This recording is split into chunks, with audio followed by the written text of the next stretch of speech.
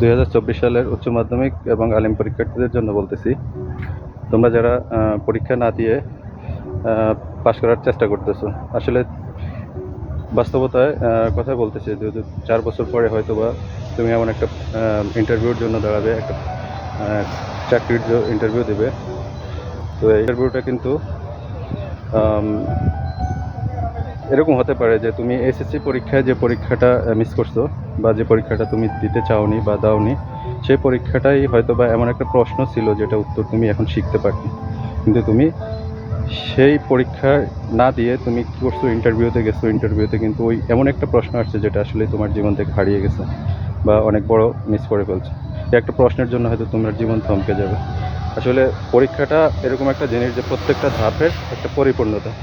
তাহলে পরীক্ষাটা দেওয়াটা খুবই জরুরি। আসলে পরীক্ষা না দিয়ে যারা চিন্তা করো যে পাশ করে ফেলবো, এবং যারা বলতেছো যে আসলে আমরা তো এখন আন্দোলনে ছিলাম বা আমরা অনেক অসুস্থ আছে, অনেক হসপিটাল আছে, তোমাদের জন্য বলতেছি আসলে দেখো, 4 বছর পরে তুমি যখন ইন্টারভিউ ফেস করবে তখন কিন্তু ওই ভাই কিন্তু তোমার জন্য এসে কিছু করতে পারবে না, কারণ তার সেই সক্ষমতা বা ক্ষমতা নেই। জীবনটা তোমার একাই যুদ্ধ করতে হবে, একাই লড়ে যেতে হবে। এটা তোমাকেই সাফার করতে হবে, তোমার স্কিল ডেভেলপমেন্ট করতে হবে কীভাবে অ্যালোন তোমাকে সব কিছু সার্ভ করতে হবে। সো আসলে পরীক্ষা না দেওয়াটা মহৎ না। পরীক্ষা দিয়ে যদি ফেলও করা হয় তাহলেও সেটা একটা শিক্ষা থাকে, সেটা একটা পরিপূর্ণতা থাকে। কোনো কিছু বাহানায় আসলে জীবনের কোনো পর্যায়ে গিয়ে তুমি সফলতা আনতে পারবে না। এবং যাদের জন্য হয়তো তুমি বলতেছো আন্দোলন, সংগ্রাম, জীবন, সমাজ সব কিছু একসাথে চলবে, কিন্তু জীবনে